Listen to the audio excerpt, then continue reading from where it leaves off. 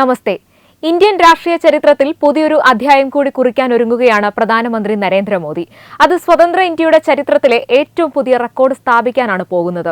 തുടർച്ചയായി ഏറ്റവും കൂടുതൽ കാലം അധികാരത്തിലിരുന്ന ജനങ്ങളാൽ തിരഞ്ഞെടുക്കപ്പെട്ട പ്രധാനമന്ത്രി എന്ന ബഹുമതിയാണ് നരേന്ദ്രമോദിക്ക് സ്വന്തമാവാൻ പോകുന്നത്.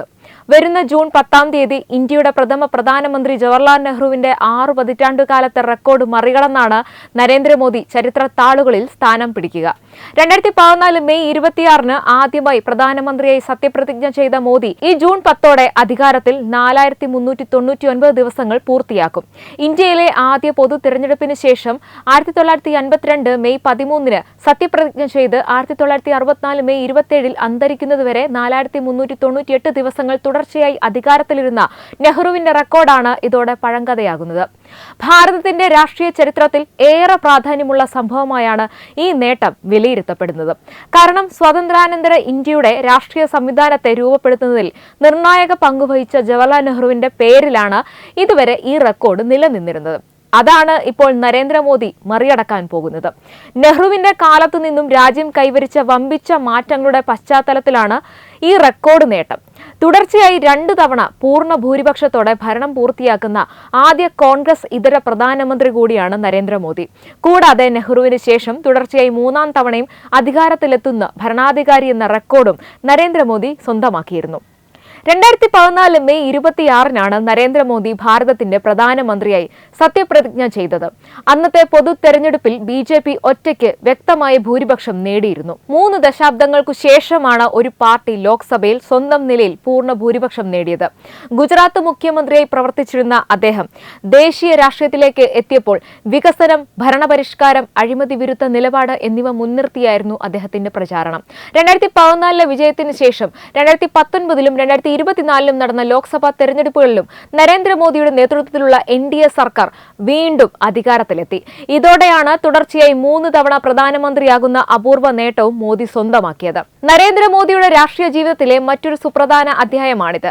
സ്വാതന്ത്ര്യത്തിന്റെ ആദ്യ നാളുകളെ അപേക്ഷിച്ച് ഇന്ത്യ അതിന്റെ വ്യാപ്തിയിലും രാഷ്ട്രീയത്തിലും ജനസംഖ്യയിലുമെല്ലാം വൻ മാറ്റങ്ങൾക്ക് സാക്ഷ്യം വഹിച്ച കാലഘട്ടത്തിലാണ് അദ്ദേഹത്തിന്റെ ജൈത്രയാത്ര ശ്രദ്ധേയമാവുന്നത്. നെഹ്റുവിന്റെ കാലത്ത് സ്വകാര്യ ടെലിവിഷൻ ചാനലുകളോ സോഷ്യൽ മീഡിയയോ ഡിജിറ്റൽ വാർത്താവിനിമയ സംവിധാനങ്ങളോ ഇല്ലായിരുന്നെങ്കിൽ ദൃശ്യമാധ്യമങ്ങളുടെയും ഡിജിറ്റൽ പ്ലാറ്റ്ഫോമുകളുടെയും സോഷ്യൽ മീഡിയ ഉപയോക്താക്കളുടെയും 24 മണിക്കൂറും നീളുന്ന കടുത്ത നിരീക്ഷണങ്ങൾക്കും വിമർശനങ്ങൾക്കും നടുവിലാണ് നരേന്ദ്രമോദി ഭരണം നടത്തുന്നത്. അദ്ദേഹത്തിന്റെ നേതൃത്വത്തിലുള്ള കേന്ദ്ര സർക്കാർ കഴിഞ്ഞ ഒരു ദശാബ്ദത്തിനിടെ നിരവധി സുപ്രധാന തീരുമാനങ്ങളാണ് കൈക്കൊണ്ടത്. അവയിൽ ചിലതാണ് ജമ്മു കാശ്മീരിന്റെ പ്രത്യേക പദവി നൽകിയിരുന്ന ആർട്ടിക്കിൾ 370 റദ്ദാക്കൽ, ചരക്ക് സേവന നികുതി GST നടപ്പിലാക്കൽ, ഡിജിറ്റൽ ഇന്ത്യ പദ്ധതി, കോവിഡ് കാലത്തെ വാക്സിൻ വിതരണം, അയോധ്യയിലെ രാമക്ഷേത്ര നിർമ്മാണം, പൗരത്വ ഭേദഗതി നിയമം CAA നടപ്പിലാക്കൽ, മേക്ക് ഇൻ ഇന്ത്യ പദ്ധതി, ആയുഷ്മാൻ ഭാരത് പദ്ധതി, ജൻ ഔഷധികൾ, മുദ്രാ ലോണുകൾ, അങ്ങനെ പറഞ്ഞാൽ തീരില്ല. 1951-52 ആദ്യ പൊതു തെരഞ്ഞെടുപ്പിന് ശേഷം നെഹ്റു രാജ്യത്തെ നയിക്കാനെത്തുമ്പോൾ ഭാരതത്തിലെ ജനസംഖ്യ ഏകദേശം 34 കോടിയായിരുന്നു. എന്നാൽ ഇന്നത് 146 കോടിക്ക് മുകളിലാണ്. നെഹ്റുവിന്റെ കാലത്തെ അപേക്ഷിച്ച് രാഷ്ട്രീയ സമവാക്യങ്ങളിൽ വൻ മാറ്റമാണ് ഉണ്ടായത്. ആദ്യ പൊതു തെരഞ്ഞെടുപ്പിൽ വെറും 53 രാഷ്ട്രീയ പാർട്ടികളാണ് മത്സരിച്ചതെങ്കിൽ ഏറ്റവും അവസാനമായി നടന്ന, അതായത് 2024 ലോക്സഭാ തെരഞ്ഞെടുപ്പിൽ അത് 744 പാർട്ടികളായി ഉയർന്നു. ആദ്യ തെരഞ്ഞെടുപ്പിലെ 17 കോടി വോട്ടർമാരിൽ നിന്നും വോട്ട് ബാങ്ക് ഇന്ന് 83 കോടിയിലധികമായി വർദ്ധിച്ചു. തികച്ചും വ്യത്യസ്തമായ സാഹചര്യങ്ങളിലാണ് നെഹ്റു ഭരിച്ചതും നരേന്ദ്രമോദി ഇപ്പോൾ ഭരിച്ചുകൊണ്ടിരിക്കുന്നതും. പാർലമെന്റിൽ വ്യക്തമായ ഭൂരിപക്ഷത്തോടെ കോൺഗ്രസിന് പൂർണ്ണ ആധിപത്യമുണ്ടായിരുന്ന ഒരു രാഷ്ട്രീയ അന്തരീക്ഷത്തിലാണ് നെഹ്റു പ്രവർത്തിച്ചിരുന്നത്. എന്നാൽ ശക്തമായ പ്രാദേശിക പാർട്ടികളും സഖ്യകക്ഷി രാഷ്ട്രീയവും നിറഞ്ഞ കടുത്ത മത്സരമുള്ള രാഷ്ട്രീയ സാഹചര്യത്തിലാണ് നരേന്ദ്രമോദി രാജ്യത്തെ നയിക്കുന്നത്. 1982 തെരഞ്ഞെടുപ്പിൽ 489 ലോക്സഭാ സീറ്റുകളിൽ 364 സീറ്റുകളും കോൺഗ്രസ് നേടിയിരുന്നു. ഇന്ന് BJP നേതൃത്വം നൽകുന്ന NDA 292 സീറ്റുകളുമായാണ് ഇന്ത്യ ഭരിക്കുന്നത്. കോൺഗ്രസിന് വെറും 100 സീറ്റുകൾ മാത്രമാണുള്ളത്. മോദി സർക്കാരിന്റെ ഭരണകാലത്താണ് രാജ്യത്തെ ഉന്നത വിദ്യാഭ്യാസ, ആരോഗ്യ മേഖലകളിൽ വൻ അടിസ്ഥാന സൗകര്യ വികസനങ്ങൾ ഉണ്ടായത്. 2014 2026 ഇടയിൽ IIT-കൾ 16-ൽ നിന്നും 23-ആയി വർദ്ധിച്ചു. IIM 13-ൽ നിന്നും 21-ആയി ഉയർന്നു. എയിംസ് ആശുപത്രികൾ 7-ൽ നിന്നും 23-ആയി. രാജ്യത്തുടനീളം ഗുണനിലവാരമുള്ള വിദ്യാഭ്യാസവും ആരോഗ്യ പരിപാലനവും ലഭ്യമാക്കുന്നതിനുള്ള സർക്കാരിന്റെ ശ്രമങ്ങളുടെ ഭാഗമായാണ് ഈ വികസനങ്ങൾ വിലയിരുത്തപ്പെടുന്നത്. ഇൻഫ്രാസ്ട്രക്ചർ ഡെവലപ്മെന്റ്, ഡിജിറ്റൈസേഷൻ, ന്യൂ വെൽഫെയറിസം എന്നിവയ്ക്ക് മുൻഗണന നൽകുന്നതാണ് മോദി ഭരണത്തിന്റെ സവിശേഷത. PM ഗതിശക്തി പോലുള്ള പദ്ധതികൾക്ക് കീഴിൽ ഹൈവേകൾ, റെയിൽവേകൾ, വിമാനത്താവളങ്ങൾ എന്നിവയുടെ വികസനത്തിനായി വൻതോതിൽ നിക്ഷേപം നടത്തിയിട്ടുണ്ട്.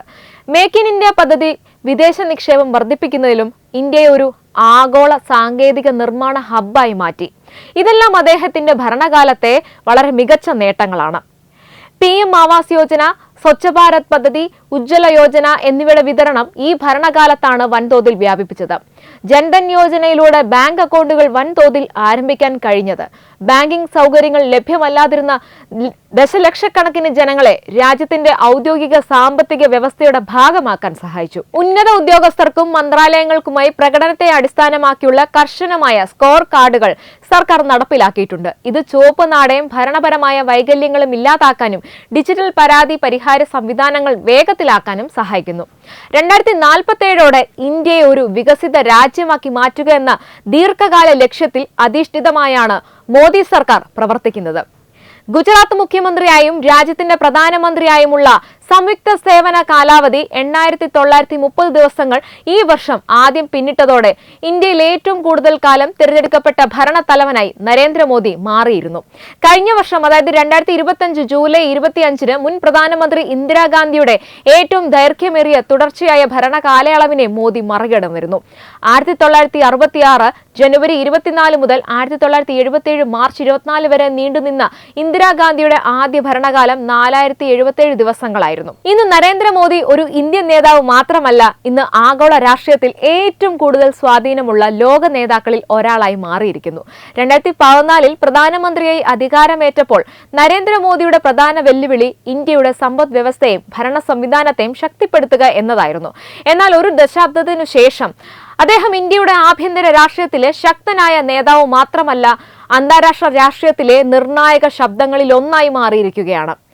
ഇന്ന് ലോകത്തിലെ പ്രധാന രാജ്യങ്ങളായ America, Russia, France, Japan, Australia, Britain, Saudi Arabia, UAE തുടങ്ങിയ രാജ്യങ്ങളുടെ നേതാക്കളുമായി വ്യക്തിപരമായും നയതന്ത്രപരമായും അടുത്ത ബന്ധം പുലർത്തുന്ന നേതാക്കളിൽ ഒരാളാണ് നരേന്ദ്രമോദി. കോവിഡ് മഹാമാരി കാലത്ത് പല രാജ്യങ്ങൾക്കും വാക്സിനുകളും മരുന്നുകളും എത്തിച്ചു കൊടുത്തത് ഇന്ത്യയുടെ ആഗോള പ്രതിച്ഛായ ഉയർത്തി. വാക്സിൻ മൈത്രി പദ്ധതിയിലൂടെ ഇന്ത്യ വികസനോന്മുഖ രാജ്യങ്ങൾക്ക് നൽകിയ സഹായം ലോകതലത്തിൽ ശ്രദ്ധിക്കപ്പെട്ടു. 2023-ൽ ഇന്ത്യ G20 ഉച്ചകോടിക്ക് അധ്യക്ഷത വഹിച്ചതും മോദിയുടെ അന്താരാഷ്ട്ര നേതൃത്വത്തിന് വലിയ അംഗീകാരമായി മാറി. ലോകത്തെ പ്രമുഖ സാമ്പത്തിക ശക്തികളുടെ നേതാക്കൾ ന്യൂഡൽഹിയിൽ ഒത്തുചേർന്ന ആ സമ്മേളനം ഇന്ത്യയുടെ നയതന്ത്ര വിജയമായാണ് വിശേഷിപ്പിക്കപ്പെട്ടത്. റഷ്യ ഉക്രൈൻ യുദ്ധകാലത്ത് അമേരിക്കയുമായും റഷ്യയുമായും ഒരുപോലെ ബന്ധം നിലനിർത്താൻ ഇന്ത്യ സ്വീകരിച്ച നയം അന്താരാഷ്ട്ര തലത്തിൽ വലിയ ചർച്ചയായി. പാശ്ചാത്യ രാജ്യങ്ങളുടെയും റഷ്യയുടെയും സമ്മർദ്ദങ്ങൾക്കിടയിലും ഇന്ത്യയുടെ താൽപര്യങ്ങൾ മുൻനിർത്തിയുള്ള നിലപാട് സ്വീകരിക്കാൻ മോദി സർക്കാരിന് സാധിച്ചു. മധ്യപൂർവ്വ ദേശ രാജ്യങ്ങളുമായുള്ള ബന്ധവും അദ്ദേഹത്തിന്റെ കാലത്ത് കൂടുതൽ ശക്തമായി. സൗദി അറേബ്യ, UAE, ഖത്തർ തുടങ്ങിയ രാജ്യങ്ങളുമായി ഇന്ത്യയുടെ സാമ്പത്തികവും തന്ത്രപ്രധാനവുമായ സഹകരണം വർദ്ധിച്ചു. ഇതിലൂടെ വിദേശ നിക്ഷേപവും വ്യാപാര ബന്ധങ്ങളും കൂടുതൽ ശക്തിപ്പെട്ടു. ബഹിരാകാശ രംഗത്തും ഇന്ത്യയുടെ നേട്ടങ്ങൾ ലോക ശ്രദ്ധ പിടിച്ചുപറ്റി. ചന്ദ്രയാൻ 3-ന്റെ വിജയകരമായ ചാന്ദ്ര ദൗത്യം, ആദിത്യ L1 ദൗത്യം തുടങ്ങിയ ഇന്ത്യയെ ശാസ്ത്ര സാങ്കേതിക രംഗത്തെ പ്രധാന ശക്തികളിൽ ഒന്നായി ഉയർത്തി. ഈ നേട്ടങ്ങൾ അന്താരാഷ്ട്ര വേദികളിൽ ഇന്ത്യയുടെ സ്വാധീനം വർദ്ധിപ്പിക്കാൻ സഹായിച്ചു. അതുകൊണ്ട് തന്നെ ജവഹർലാൽ നെഹ്റുവിന്റെ ദീർഘകാല റെക്കോർഡ് മറികടക്കാൻ പോകുന്ന നരേന്ദ്രമോദിയെ ഇന്ന് പലരും ഇന്ത്യയുടെ പ്രധാനമന്ത്രി എന്നതിനപ്പുറം ഒരു ലോക നേതാവ് എന്ന നിലയിലും വിശേഷിപ്പിക്കുന്നു. അദ്ദേഹത്തെ പിന്തുണയ്ക്കുന്നവർക്ക് ഇത് ഇന്ത്യയുടെ ആഗോള ഉയർച്ചയുടെ പ്രതീകമാണ്. വിമർശകർക്ക് വ്യത്യസ്ത അഭിപ്രായങ്ങൾ ഉണ്ടാകാമെങ്കിലും കഴിഞ്ഞ ഒരു ദശാബ്ദത്തിനിടെ ലോക രാഷ്ട്രീയ വേദികളിൽ ഇന്ത്യയുടെ സാന്നിധ്യവും സ്വാധീനവും വർദ്ധിച്ചുവെന്നത് നിഷേധിക്കാനാവാത്ത യാഥാർത്ഥ്യമാണ്. അതുകൊണ്ട് തന്നെ നെഹ്റുവിന്റെ ഈ റെക്കോർഡ് മറികടക്കാൻ പോകുന്ന ഈ നിമിഷം ഒരു ഭരണകാല ദൈർഘ്യത്തിന്റെ കണക്ക് മാത്രമല്ല, ലോകവേദിയിൽ ഇന്ത്യ കൂടുതൽ ശ്രദ്ധേയമായ ശക്തിയായി മാറിയ ഒരു കാലഘട്ടത്തിന്റെ അടയാളം കൂടിയാണ്. വെബ് ഡെസ്ക് തത്വമൈ ന്യൂസ്.